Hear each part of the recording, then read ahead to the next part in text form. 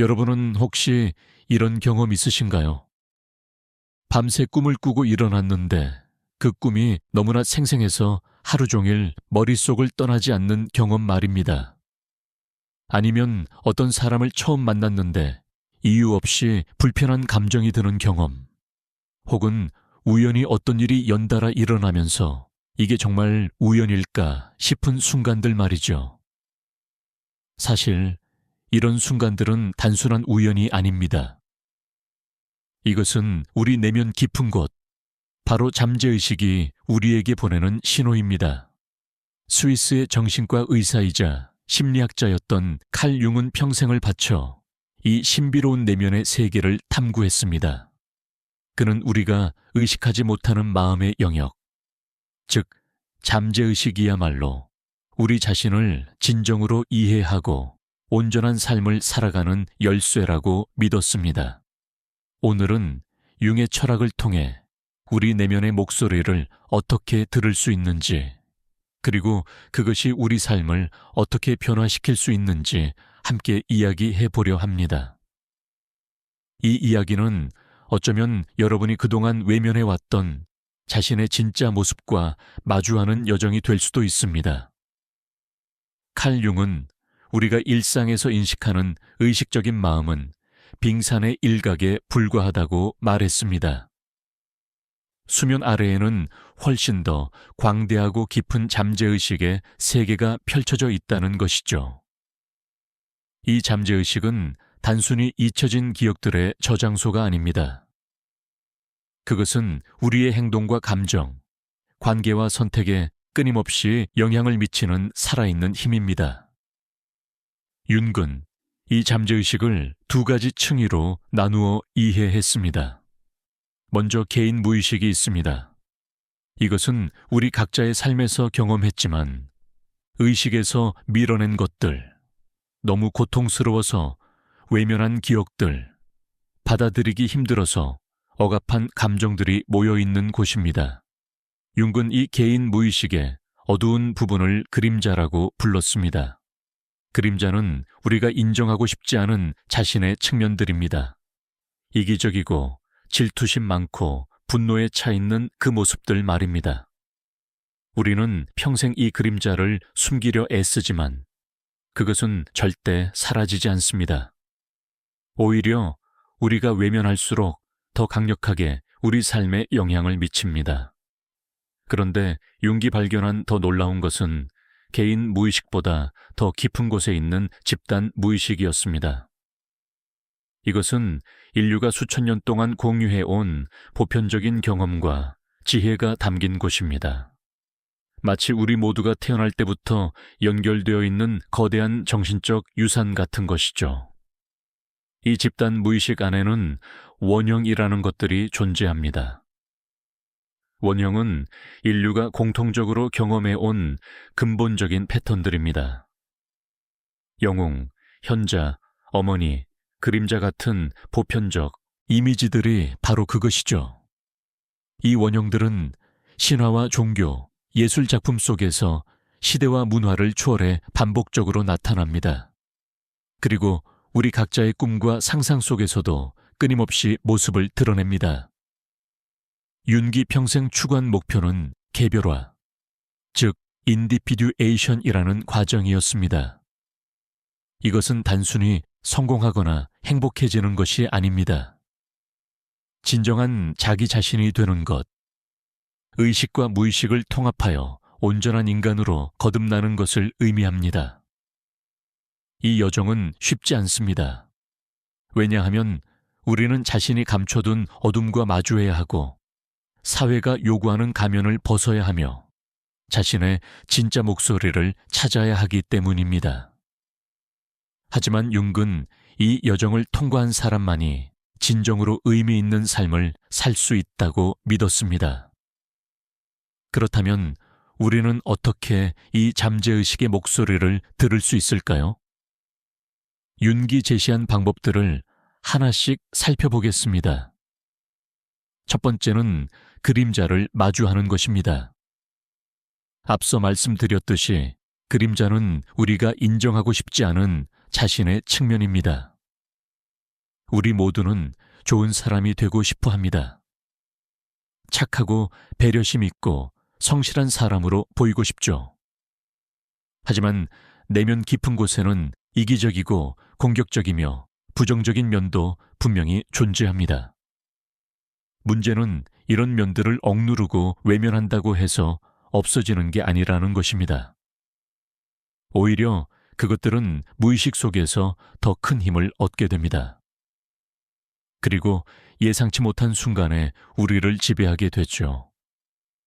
여러분은 혹시 이런 경험 있으신가요? 어떤 사람을 봤을 때 이유 없이 불쾌한 감정이 드는 경험 말입니다. 그 사람이 특별히 나쁜 짓을 한 것도 아닌데 그냥 보기만 해도 짜증이 나고 비난하고 싶어지는 거죠. 융은 이것을 투사라고 불렀습니다. 우리는 자신의 그림자를 다른 사람에게 투사합니다. 내가 인정하고 싶지 않은 나의 이기심을 다른 사람의 이기심으로 보는 것입니다. 내가 억압한 나의 공격성을 다른 사람의 공격성으로 느끼는 것이죠. 그래서 우리가 다른 사람에게서 유난히 불편하게 느끼는 특성들을 잘 살펴보면 그것은 사실 우리 자신의 그림자를 보는 것입니다. 한국 사회는 특히 좋은 이미지를 유지하는 것을 중요하게 여깁니다. 우리는 어릴 때부터 착한 아이가 되라는 말을 들으며 자랍니다. 부모님 말씀 잘 듣고, 선생님 말씀 잘 듣고, 사회의 기대에 부응하는 사람이 되라고 배웁니다. 그 과정에서 우리 안의 분노, 질투, 이기심 같은 감정들은 나쁜 것으로 치부되고 깊이 억압됩니다. 그런데 문제는 이렇게 억압된 감정들이 사라지지 않는다는 것입니다. 그것들은 그림자가 되어 우리 무의식 속에서 점점 더 커집니다. 그리고 어느 순간 우리가 통제할 수 없는 방식으로 터져 나옵니다. 갑작스러운 분노 폭발, 설명할 수 없는 우울감, 이해할 수 없는 자기 파괴적 행동들이 바로 그림자의 작용입니다. 융은 그림자를 통합하는 것이 개별화의 첫 단계라고 말했습니다. 그림자를 통합한다는 것은 내 안의 어둠을 인정하는 것입니다. 나도 때로는 이기적일 수 있고 질투심을 느낄 수 있으며 분노할 수 있다는 것을 받아들이는 것이죠. 이것은 그런 감정에 굴복하라는 뜻이 아닙니다. 오히려 그것들을 인정하고 의식화함으로써 그것들이 무의식적으로 우리를 지배하지 못하게 하는 것입니다. 자신의 그림자를 마주한 사람은 더 이상 다른 사람에게 자신의 어둠을 투사하지 않습니다. 대신 더 깊은 자기 이해와 타인에 대한 연민을 갖게 됩니다. 그림자를 마주하는 구체적인 방법은 무엇일까요? 먼저 자신이 다른 사람에게서 강하게 반응하는 특성들을 적어보는 것입니다. 누구를 볼 때 유난히 화가 나나요? 어떤 행동을 보면 참을 수 없이 비난하고 싶어지나요? 이런 질문들에 정직하게 답하다 보면 그것이 사실은 내가 외면하고 있는 나 자신의 모습임을 발견하게 됩니다. 처음에는 받아들이기 힘들 것입니다. 내가 그렇게 나쁜 사람이라는 걸 인정하고 싶지 않으니까요. 하지만 윤기 말한 것처럼 우리가 그림자를 인정하는 순간 역설적으로 우리는 더 완전한 사람이 됩니다. 왜냐하면 빛만 있는 사람은 없기 때문입니다. 빛과 어둠, 선과 악, 강함과 약함이 모두 우리 안에 공존합니다.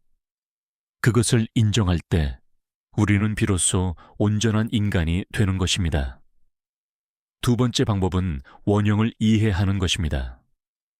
융은 인간의 정신 속에는 보편적인 원형들이 존재한다고 믿었습니다. 이 원형들은 우리가 태어나기 전부터 존재하는 근본적인 패턴입니다. 마치 우리 몸의 DNA가 새겨져 있듯이 우리 정신에도 이런 원형적 패턴들이 새겨져 있다는 것이죠. 융은 여러 원형을 발견했지만 특히 중요한 것들이 있습니다. 자기 원형은 우리 정신의 중심이자 전체성을 상징합니다. 페르소나는 우리가 세상에 보여주는 가면입니다. 아니마와 아니무스는 각각 남성 속의 여성성과 여성 속의 남성성을 나타냅니다. 그리고 이미 말씀드린 그림자가 있습니다. 후대 심리학자들은 융의 이론을 발전시켜 12가지 주요 원형을 정리했습니다. 순수한 자, 현자, 탐험가, 반항자, 마술사, 영웅, 연인, 어릿광대, 평범한 사람, 돌보는 자, 창조자, 통치자가 그것입니다. 각각의 원형은 고유한 동기와 가치, 그리고 두려움을 가지고 있습니다. 순수한 자는 행복과 순수함을 추구하며 벌 받는 것을 두려워합니다. 현자는 진리와 지혜를 찾으며 무지함을 두려워합니다. 탐험가는 자유와 발견을 갈망하며 갇히는 것을 두려워합니다.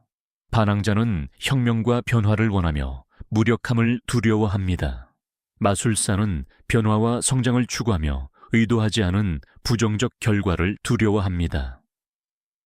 영웅은 능력을 증명하고 세상을 더 나은 곳으로 만들려 하며 약함을 두려워합니다. 연인은 친밀함과 아름다움을 추구하며 홀로 남겨지는 것을 두려워합니다. 어릿광대는 즐거움과 유쾌함을 추구하며 지루함을 두려워합니다. 평범한 사람은 소속감과 연결을 원하며 배제당하는 것을 두려워합니다. 돌보는 자는 타인을 보호하고 돕고자 하며 이기적으로 보이는 것을 두려워합니다. 창조자는 새로운 것을 만들고 자신을 표현하며 평범함을 두려워합니다. 통치자는 통제와 안정을 추구하며 혼돈을 두려워합니다. 우리 각자는 이 모든 원형을 안에 가지고 있지만 특정 원형들이 더 강하게 작용합니다. 어떤 사람은 주로 영웅 원형에 의해 움직이며 끊임없이 도전하고 성취하려 합니다. 어떤 사람은 돌보는 자, 원형이 강해 항상 다른 사람을 먼저 생각합니다. 또 어떤 사람은 현자 원형에 이끌려 끊임없이 배우고 이해하려 합니다. 자신을 움직이는 원형을 이해하는 것은 매우 중요합니다. 왜냐하면 그것이 우리의 행동과 선택을 설명해 주기 때문입니다. 한국 사회에서는 특히 돌보는 자와 평범한 사람 원형이 강조되는 경향이 있습니다. 우리는 어릴 때부터 다른 사람을 배려하고 집단에 순응하며 튀지 않는 것이 미덕이라고 배웁니다. 그래서 많은 한국 사람들이 자신보다 타인을 먼저 생각하고 소속감을 위해 자신을 희생합니다.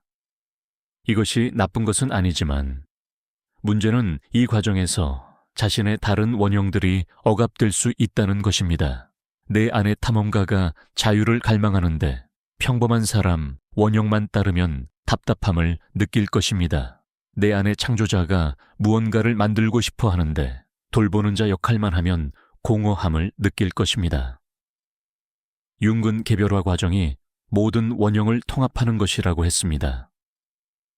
한 가지 원형에만 머무르지 않고 상황에 따라 다양한 원형을 유연하게 활용할 수 있는 사람이 되는 것이죠. 때로는 영웅이 되어 도전하고, 때로는 현자가 되어 성찰하며, 때로는 돌보는 자가 되어 타인을 보살피는 것입니다. 이렇게 다양한 원형을 통합한 사람은 더 풍부하고 완전한 삶을 살 수 있습니다. 자신의 원형을 이해하는 방법은 무엇일까요? 먼저 자신이 가장 끌리는 이야기나 인물을 생각해 보세요. 어떤 영화나 책의 주인공에게 깊이 공감하나요? 그 인물이 추구하는 것은 무엇인가요? 그것이 바로 여러분 안에서 작용하고 있는 원형의 단서입니다. 또한 자신이 반복적으로 하는 선택들을 살펴보세요.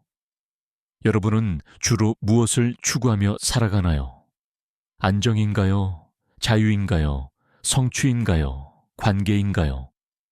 그리고 무엇을 가장 두려워하나요? 이런 질문들에 답하다 보면 자신을 움직이는 원형들을 발견하게 됩니다. 세 번째 방법은 꿈을 분석하는 것입니다. 융에게 꿈은 단순한 무의미한 이미지의 나열이 아니었습니다. 꿈은 잠재의식이 우리에게 보내는 가장 직접적인 메시지였습니다. 프로이트가 꿈을 억압된 욕망의 표현으로 본 것과 달리 융은 꿈을 우리 정신의 균형을 맞추려는 시도로 보았습니다. 예를 들어 낮 동안 너무 이성적이고 통제적으로 살았다면 꿈에서는 감정적이고 혼란스러운 이미지가 나타나 균형을 맞추려 한다는 것입니다. 융은 꿈을 여러 종류로 분류했습니다. 보상적 꿈은 우리의 일방적인 의식적 태도를 균형 잡아주는 꿈입니다. 만약 당신이 너무 낙관적이라면 꿈에서 위험이나 어려움을 보여줄 수 있습니다. 반대로 너무 비관적이라면 희망적인 이미지를 보여줄 수 있습니다. 예지적 꿈은 미래에 일어날 일을 암시하는 것처럼 보이는 꿈입니다. 물론 융은 이것이 초자연적 능력이라기보다는 무의식이 의식보다 더 많은 정보를 처리하고 있기 때문이라고 생각했습니다. 원형적 꿈은 집단 무의식의 원형이 나타나는 꿈입니다. 이런 꿈에는 보편적인 상징들이 등장합니다. 현자, 어머니, 영웅, 괴물 같은 것들이죠. 이런 꿈은 개인적 의미를 넘어서 인류 전체가 공유하는 깊은 주제들을 다룹니다. 그림자 꿈은 우리가 외면한 자신의 측면이 나타나는 꿈입니다. 꿈에서 어둡고 위협적인 인물이 등장한다면 그것은 종종 우리의 그림자를 상징합니다. 반복되는 꿈은 우리가 해결하지 못한 중요한 문제가 있음을 알려줍니다. 같은 꿈을 반복해서 꾼다면 그것은 무의식이 우리에게 주목하라고 강하게 신호를 보내는 것입니다. 꿈을 분석하는 방법은 무엇일까요? 융은 몇 가지 단계를 제시했습니다. 먼저 꿈 일기를 쓰는 것입니다. 잠에서 깨자마자 꿈을 기록하세요. 시간이 지나면 꿈은 빠르게 잊혀지기 때문입니다. 가능한 한 자세하게 기록하세요. 등장인물, 장소, 색깔, 감정, 모든 세부사항이 의미를 가질 수 있습니다. 다음으로 연상하기입니다. 꿈의 각 요소에 대해 자유롭게 연상해 보세요. 꿈에 나온 집이 무엇을 떠올리게 하나요? 그 사람은 어떤 느낌을 주나요?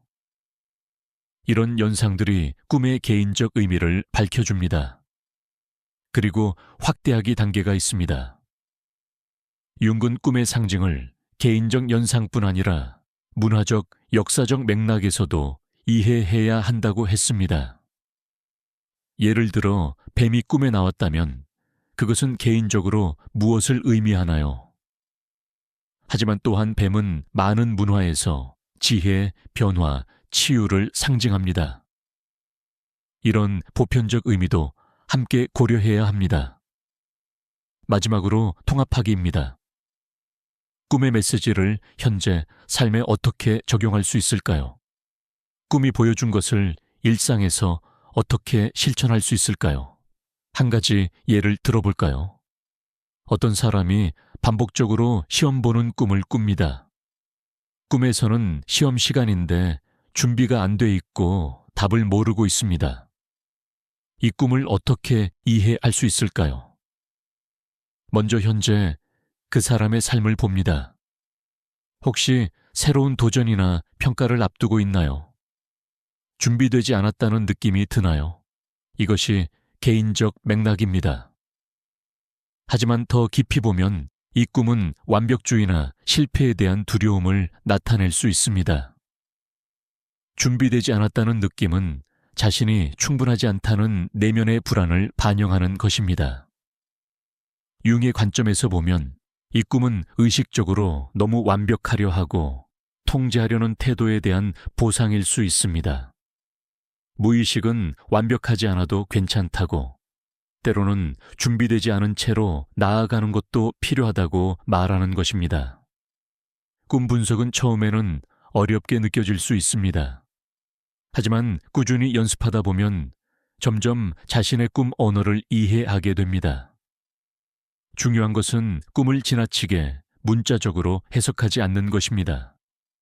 꿈은 상징의 언어로 말합니다. 꿈에서 누군가 죽는 것이 실제 죽음을 예언하는 게 아니라 어떤 관계나 삶의 단계가 끝나고 있음을 의미할 수 있습니다. 꿈에서 날아다니는 것은 자유를 갈망하거나 제약에서 벗어나고 싶은 욕구를 나타낼 수 있습니다. 이렇게 꿈의 상징적 언어를 이해하면 우리는 잠재의식과 대화할 수 있게 됩니다. 네 번째 방법은 적극적 상상입니다. 이것은 윤기 개발한 독특한 기법으로 의식과 무의식의 대화를 촉진하는 방법입니다. 적극적 상상은 명상과 비슷하지만 완전히 비우는 것이 아니라 오히려 무의식에서 올라오는 이미지와 적극적으로 상호작용하는 것입니다. 어떻게 하는 걸까요? 먼저 편안한 자세로 앉아 눈을 감고 마음을 느슨하게 합니다. 완전히 잠들지는 않지만 깨어있는 상태와 꿈꾸는 상태 사이의 경계에 머뭅니다. 이 반의식 상태에서 자연스럽게 떠오르는 이미지나 인물을 기다립니다. 어떤 이미지가 나타나면 그것과 대화를 시작합니다. 예를 들어 어떤 노인이 나타났다면 그에게 질문을 던집니다. 당신은 누구십니까? 무엇을 원하십니까? 그리고 그 인물이 답하도록 허용합니다. 이것은 상상이지만 단순히 내가 만들어내는 것이 아닙니다. 무의식이 그 인물을 통해 말하도록 하는 것입니다. 때로는 놀라운 답변이 나옵니다. 의식적으로는 전혀 생각하지 못했던 통찰이 떠오르기도 합니다. 적극적 상상은 특히 내면의 갈등을 해결하는 데 유용합니다. 예를 들어 중요한 결정을 앞두고 갈등하고 있다면 적극적 상상을 통해 자신의 다른 측면들과 대화할 수 있습니다.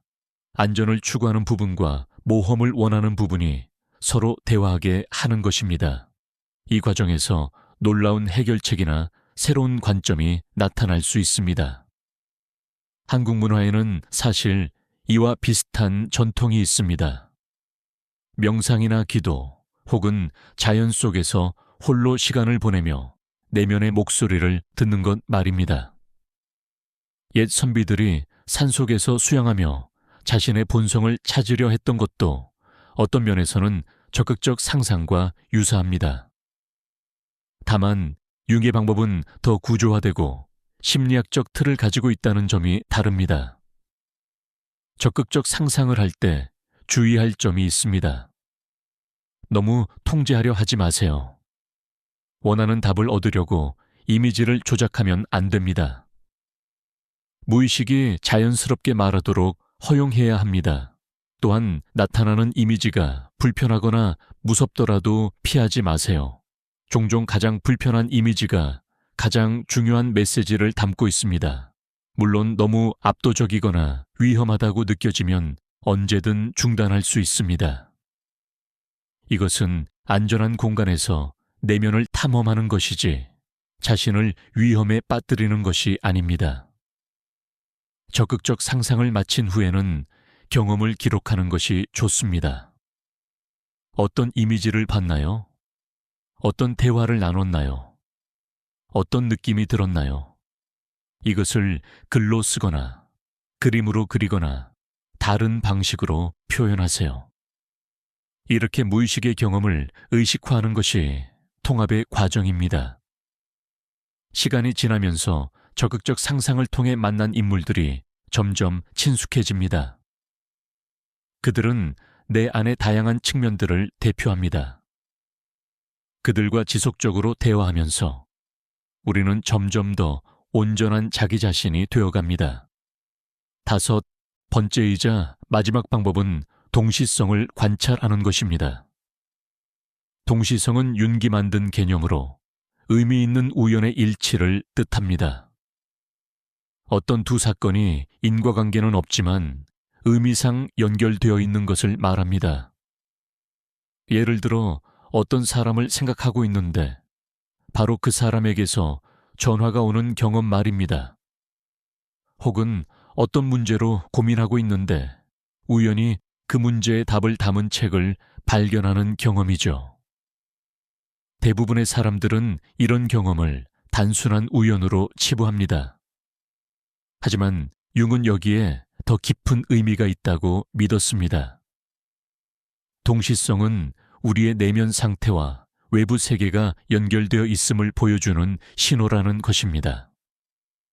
윤은 이것을 비인과적 연결 원리라고 불렀습니다. 모든 것이 원인과 결과로 설명되는 것은 아니며 때로는 의미의 차원에서 사건들이 연결된다는 것이죠. 한국에는 예로부터 이런 개념이 있었습니다. 운명, 인연, 징조 같은 것들 말입니다.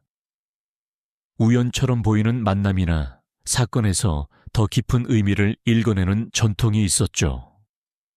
융의 동시성 개념은 이런 동양적 사고와 서양 심리학을 연결하는 다리 역할을 합니다.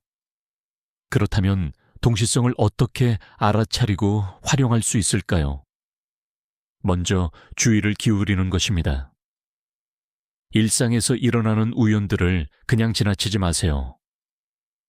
특히 반복되는 패턴이나 주제가 있다면 더욱 주목하세요.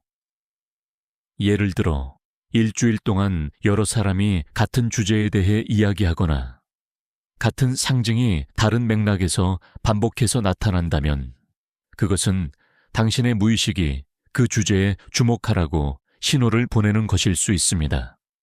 다음으로 내면과 외부 사건의 연결을 탐색하세요. 동시성이 일어났을 때 그 순간 당신의 내면 상태는 어땠나요? 무엇을 생각하거나 느끼고 있었나요? 그리고 그 우연이 당신에게 어떤 의미를 가질 수 있을까요?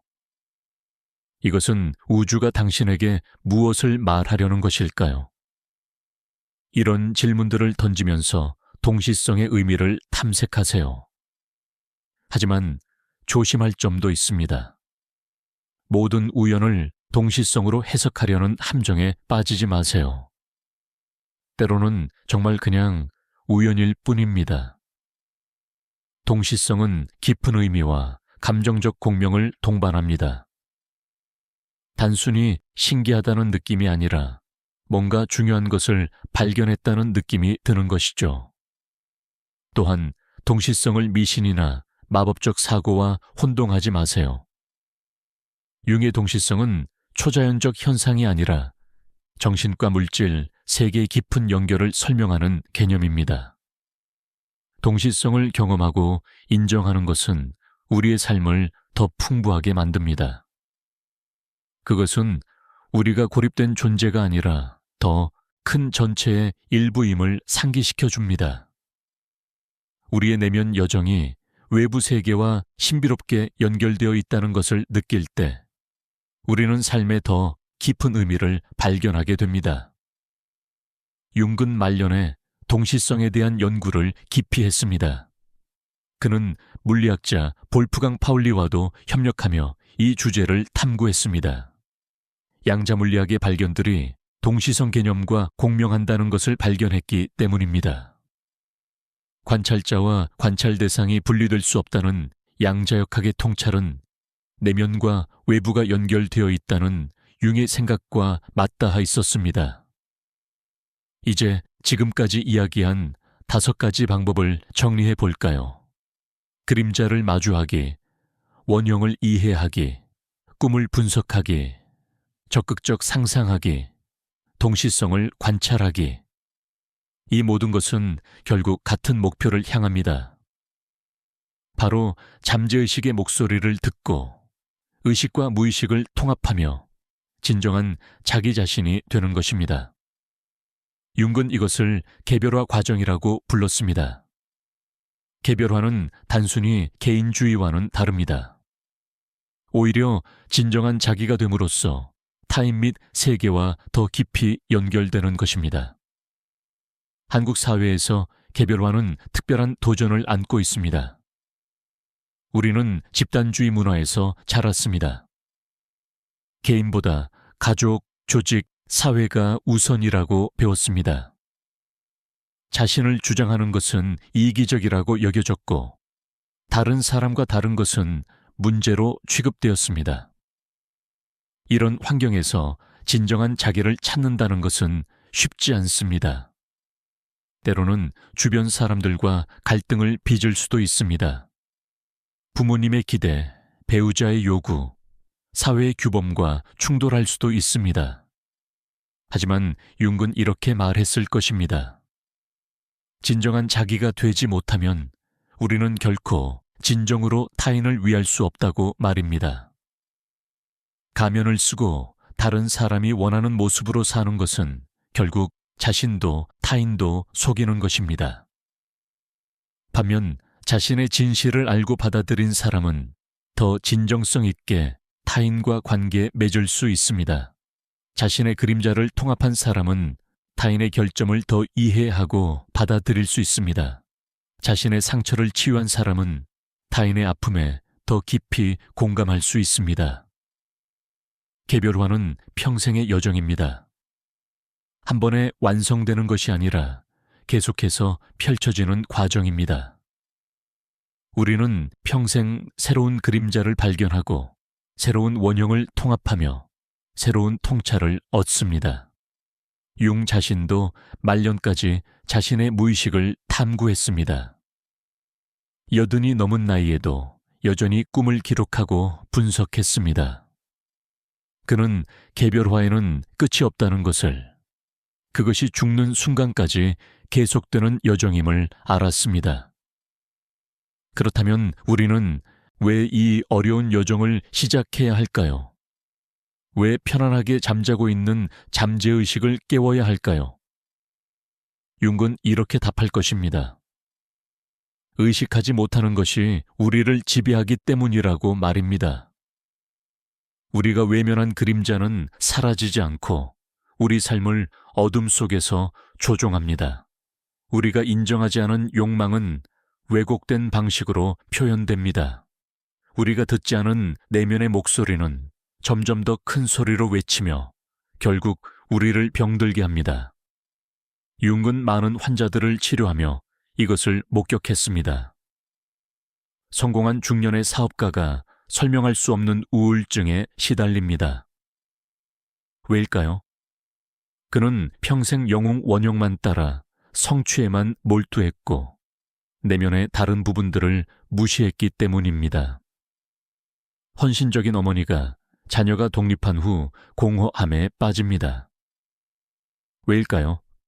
그녀는 돌보는 자 역할에만 집중하며 자신의 다른 욕구들을 억압했기 때문입니다. 완벽주의자가 통제할 수 없는 불안에 시달립니다. 왜일까요? 그는 자신의 그림자, 즉 혼란스럽고 불완전한 부분을 받아들이지 못했기 때문입니다. 이런 증상들은 단순히 치료해야 할 병이 아닙니다. 그것은 잠재의식이 보내는 신호입니다. 뭔가 잘못되고 있다는, 진정한 자기에서 멀어지고 있다는 신호인 것입니다. 융은 이런 증상을 개별화로의 부름이라고 봤습니다. 고통은 우리를 깨우는 종소리입니다. 더 이상 가면을 쓰고 살 수 없다고, 진짜 자기를 찾아야 한다고 외치는 것입니다. 하지만 개별화의 여정은 고통만 있는 것이 아닙니다. 오히려 그것은 해방과 기쁨의 여정입니다. 자신의 그림자를 받아들일 때 우리는 완벽해야 한다는 압박에서 벗어납니다. 자신의 다양한 원형을 통합할 때 우리는 더 풍부한 삶을 살 수 있습니다. 꿈의 언어를 이해할 때 우리는 내면의 지혜에 접근할 수 있습니다. 적극적 상상을 통해 내면과 대화할 때 우리는 더 이상 혼자가 아닙니다. 동시성을 알아차릴 때 우리는 우주와 연결되어 있음을 느낍니다. 개별화한 사람은 어떤 모습일까요? 융에 따르면 그런 사람은 완벽하지 않습니다. 오히려 자신의 불완전함을 받아들인 사람입니다. 그는 더 이상 다른 사람에게 깊은 인상을 남기려 애쓰지 않습니다. 대신 자기 자신에게 진실합니다. 그는 외부의 승인에 의존하지 않습니다. 내면의 확신을 가지고 있기 때문입니다. 그는 다른 사람을 판단하거나 비난하는 데 에너지를 쓰지 않습니다. 자신의 그림자를 알기에 타인을 더 이해하기 때문입니다. 개별화한 사람은 더 창조적입니다. 무의식과 연결되어 있어 새로운 아이디어와 통찰이 자연스럽게 흘러나옵니다. 그는 더 진정성 있는 관계를 맺습니다. 가면이 아닌 진짜 자기로 타인을 만나기 때문입니다. 그는 삶의 의미를 찾았습니다. 외부에서 주어진 목적이 아니라 내면에서 우러나오는 소명을 따르기 때문입니다. 이것이 바로 윤기 말한 온전함입니다. 완벽함이 아니라 온전함, 모든 부분을 통합한 전체성 말입니다. 여러분, 오늘 우리는 잠재의식을 듣는 5가지 방법을 살펴봤습니다. 그림자 마주하기, 원형 이해하기, 꿈 분석하기, 적극적 상상하기, 동시성 관찰하기. 이 모든 것이 처음에는 낯설고 어렵게 느껴질 수 있습니다. 하지만 기억하세요. 이것은 새로운 기술을 배우는 것이 아닙니다. 오히려 잊혀진 능력을 되찾는 것입니다. 우리 모두는 태어날 때부터 무의식과 연결되어 있었습니다. 아이들은 자연스럽게 상상하고 꿈꾸며 직관을 따릅니다. 하지만 자라면서 우리는 이성과 논리만을 중시하도록 배웠고 무의식과의 연결을 잃어버렸습니다. 지금 우리가 하는 것은 그 잃어버린 연결을 다시 찾는 것입니다. 작게 시작하세요. 오늘 밤부터 꿈 일기를 써보세요. 자신이 다른 사람에게서 유난히 불편하게 느끼는 특성이 무엇인지 생각해 보세요. 일상에서 일어나는 의미 있는 우연들에 주목해 보세요. 조용히 앉아 눈을 감고 내면에서 떠오르는 이미지를 관찰해 보세요. 이런 작은 실천들이 쌓이면 어느새 여러분은 잠재의식의 언어를 이해하게 될 것입니다. 그리고 그것이 얼마나 풍부한 지혜와 통찰을 담고 있는지 발견하게 될 것입니다.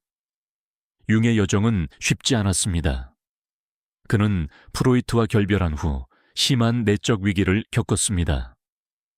몇 년간 거의 정신병에 가까운 상태에 빠졌습니다. 하지만 그는 이 어둠의 시기를 통과하며 자신의 무의식과 깊이 조우했습니다. 그는 꿈을 기록하고 환상과 대화하며 자신의 그림자와 마주했습니다. 이 과정에서 그는 집단 무의식과 원형, 개별화에 대한 통찰을 얻었습니다. 그의 가장 위대한 발견들은 이 위기의 시기에 태어났습니다. 윤근 자신의 경험을 통해 증명했습니다. 가장 어두운 밤을 통과할 때 우리는 가장 밝은 빛을 발견한다는 것을 말입니다. 여러분도 지금 어려운 시기를 겪고 있을지 모릅니다. 설명할 수 없는 불안, 해결되지 않는 우울, 반복되는 관계의 문제, 삶의 의미에 대한 의문, 이런 것들이 여러분을 괴롭히고 있을 수 있습니다. 하지만 융의 관점에서 보면 이것은 끝이 아니라 시작입니다. 여러분의 잠재의식이 깨어나고 있는 것입니다.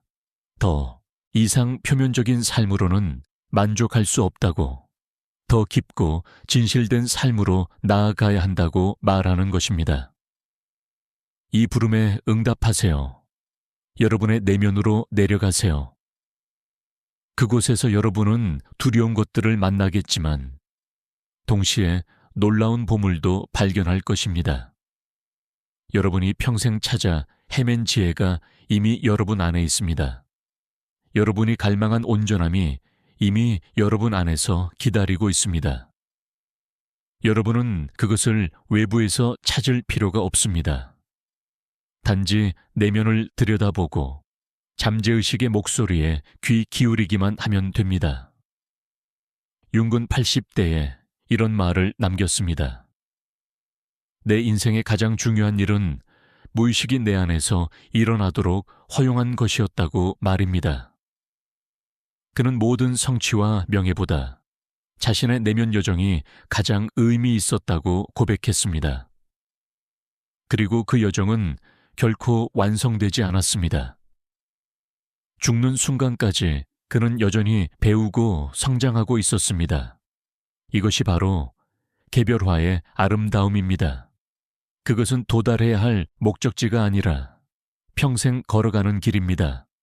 오늘 이 이야기가 여러분의 여정에 작은 빛이 되기를 바랍니다.